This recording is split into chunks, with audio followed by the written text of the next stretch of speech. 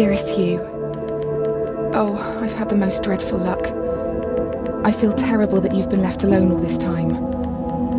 The traitorous Dr. Gray tried to steal the annular spectrum, a ring I developed to allow perception and alteration of colour.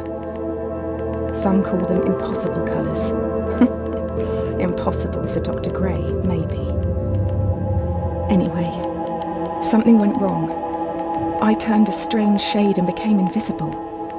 The ring, it fractured, scattering coloured shards far and wide. I stayed at home for many weeks, watching, waiting, existing on this coloured plane. I couldn't speak to you, nor interact with anything in the mono world. So I left. I left for the university where I hid away the coloured tools I had created. I pray you have found what is left of the ring.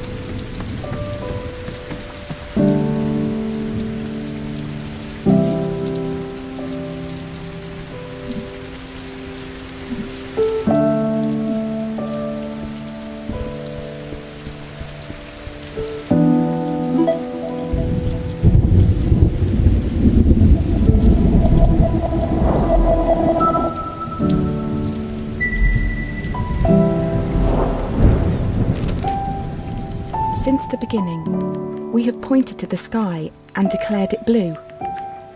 It is this shared vision, this unquestioned understanding which connects us. But are you really seeing blue the same way I see it? Perhaps blue is nothing more than a shade of grey to you. Perhaps everyone in this world sees nothing but shades of grey. Don't you see, Hugh? This is why we're here.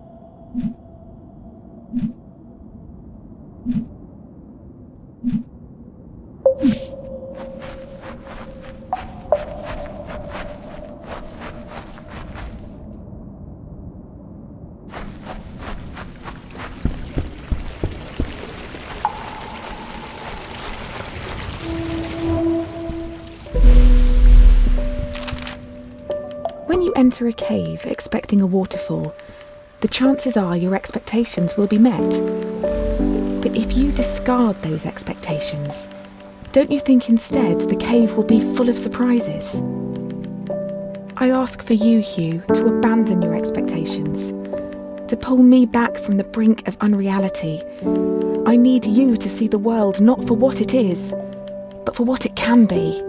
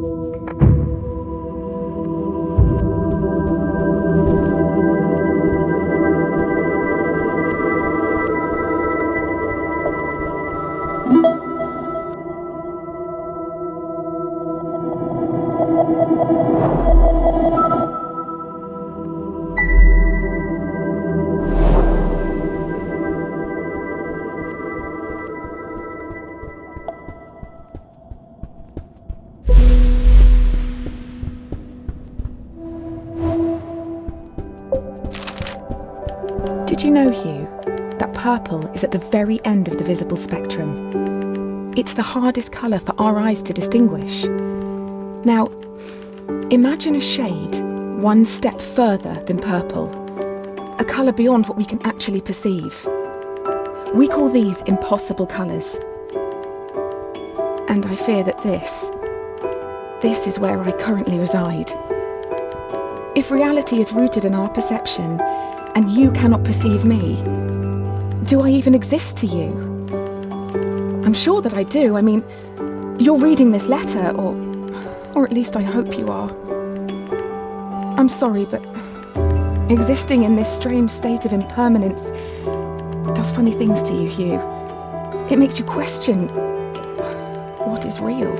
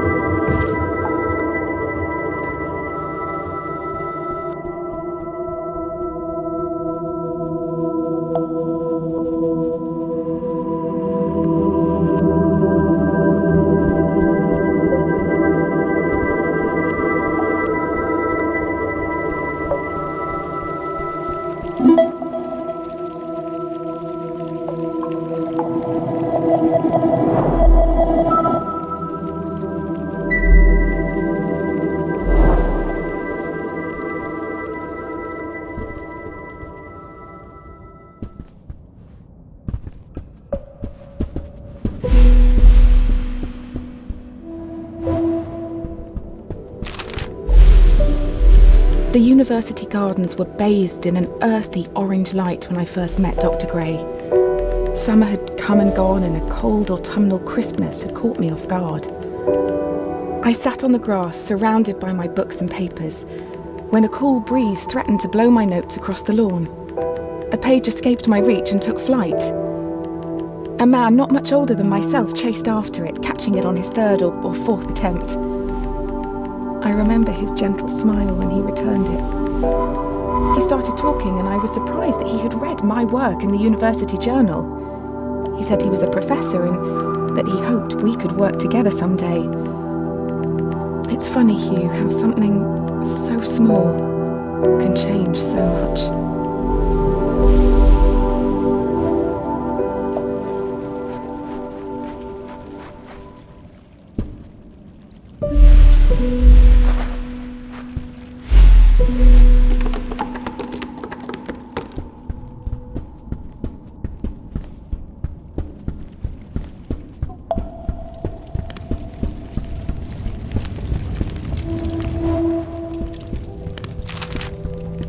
Dr. Gray soon became my assigned mentor, and I can't help but feel he somehow had a hand in it. Our fires burnt brightest when we worked together. It felt like we could achieve anything. We discovered more about colour than I could ever have imagined. We split light, mapped spectrums, we painted. We laughed. We worked long hours, and soon our goal became all-consuming. We were vessels. The work became more important than us, and we knew it.